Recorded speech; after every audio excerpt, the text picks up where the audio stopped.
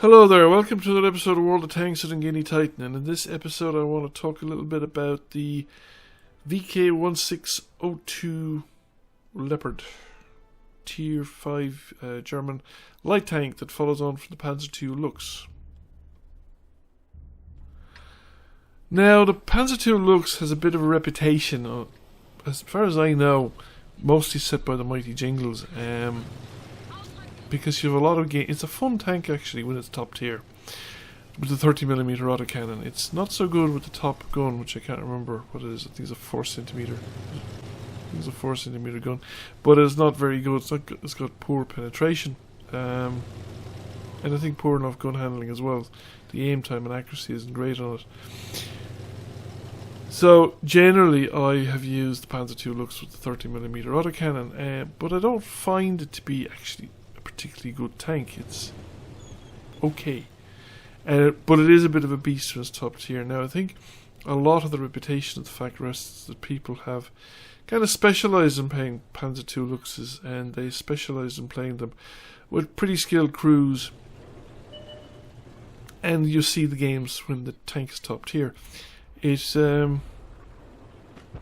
really is going to have problems with the gun when it's not top tier. I mean, there's quite a lot of tier 5 tanks, for instance, that it will have huge amounts of trouble with.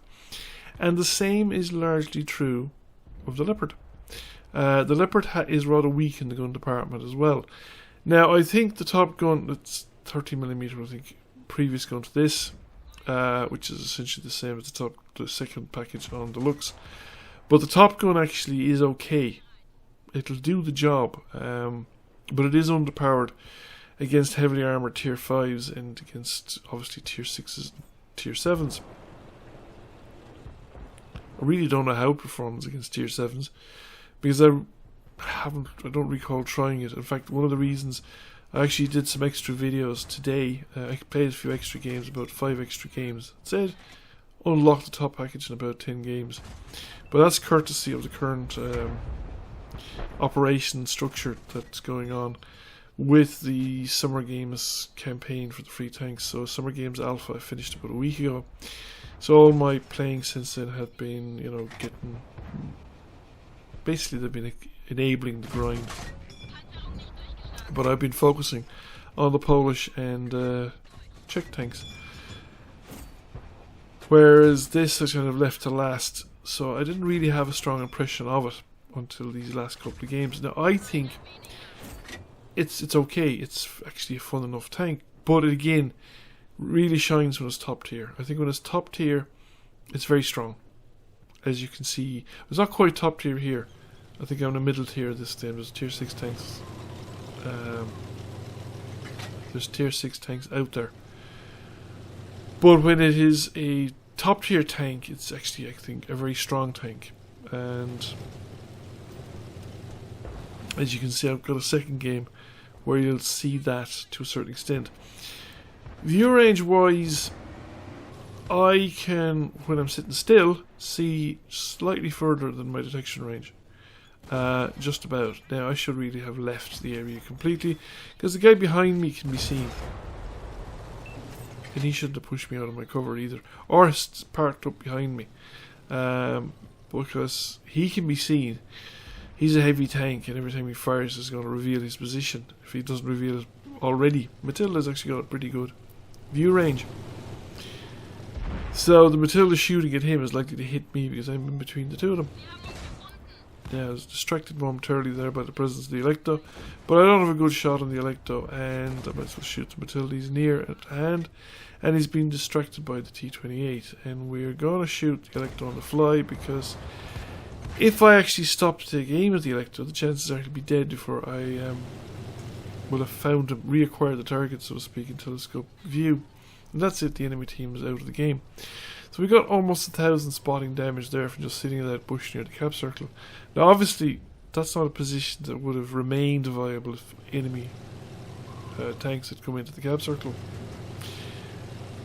But it was, and I wasn't spotted when I was in there, and I was ready to leave as soon as I was spotted. And I just want to draw his fire. Kind of didn't remember that there was this big block of stone between me and him. So somebody else got the final shot in, and that's fine. We got a victory, and we did reasonably well for ourselves.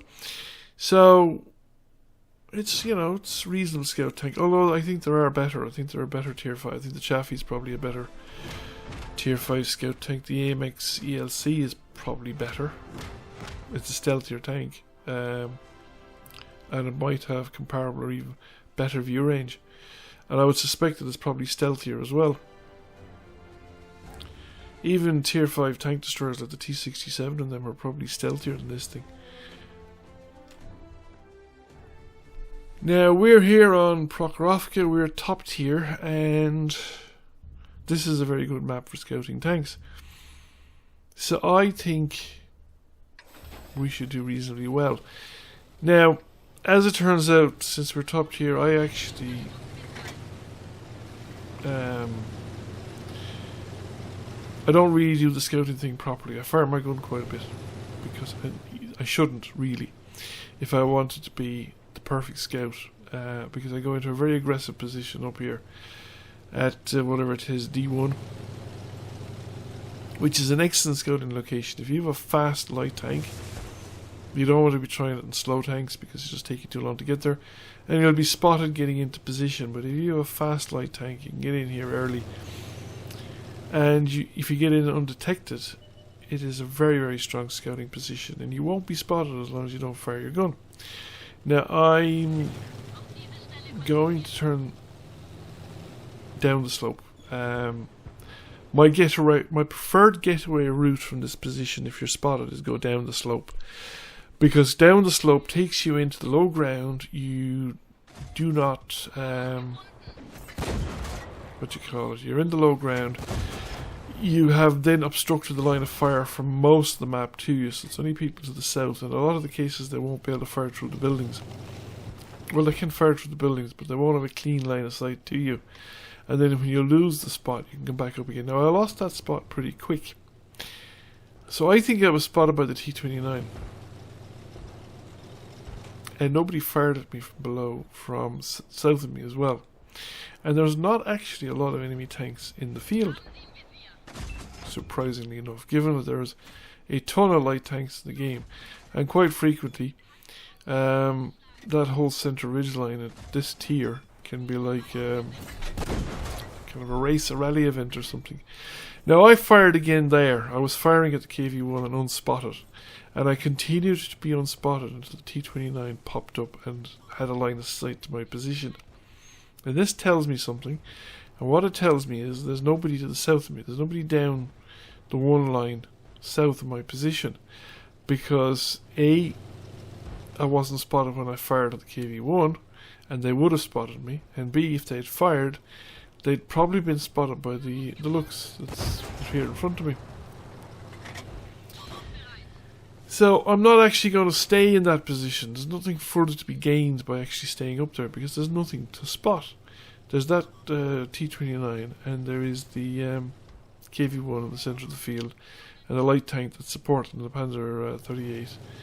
And I can come down here and I can make sure there's nobody else down here, because if there was, I'd have spotted him by now. And since I'm no longer spotted, I'm going to find a nice convenient bush to peek up in. The T-29 is on the other side of a line of bushes, so I can finish him off. So now I can cross the road, because there's no T-29 to spot me, and see if anybody else sees me or if I see anybody else. And I suspect that there's not a lot of tanks on this side of the map. So with the KV-1, now he's not going to spot me from here. All of that said, he's still a tough tank to put rounds into. And he's dropping down the hills so that we're getting less and less tank to shoot at. So we go for the... so we put rounds into him anyway, finish off the KV-1. And now I'm going to push forward into this bush here and see if I can pick up anybody else. And there's the artillery. The M7 Priest. Tier 3 artillery. Now we missed for that round. I don't want to be shooting premium at artillery, so we go with high explosives, and we... that falls short. And we hit one. And we finish him off, and the Panzer 38 in A is trying to make his escape, and we're going to put another round into him, and that's him finished off. Now there's only, what, 6 enemy tanks remaining. Question is, where are they? Well, there's at least 3 of them up on top of the map. 4 of them up on top of the map. There's nobody down here, and I think once I crest this ridgeline, I can be reasonably certain there's no further enemy tanks down here. So is there any out the west of the railway, or east of the railway line? Impossible to say at this moment in time. Oh, there's another one. So there's now, what, at least 5 enemy tanks up there. There might even be 6. So I'm going to go heading north. That's where all the action is, where the remaining enemy tanks are. So as I was saying, yeah, this tank is pretty good with your top tier. It's a very effective tank, and it might be reasonably good scout still, but you'd have to be more careful of it when it's not top tier. But you're going to have to watch out for it more, and you're going to be careful about where you go, because your detection range is still relatively strong, and I don't have skills. Well, I have skills that mitigate it. I mean, if I didn't have any skills in this crew, the spotting range would fall well short of the detection range.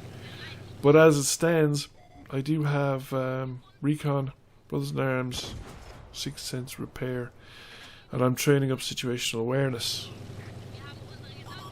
and I have coded optics. So that's what's enabling me to get as far as I'm getting in terms of skills.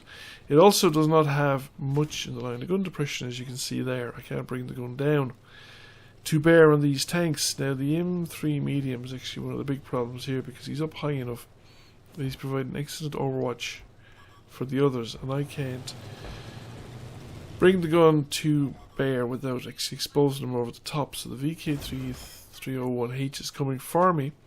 So the important thing here for me to do is, A, I need to switch the good stuff to penetrate the armor, because he's showing me his best armor, but B, I need to keep moving.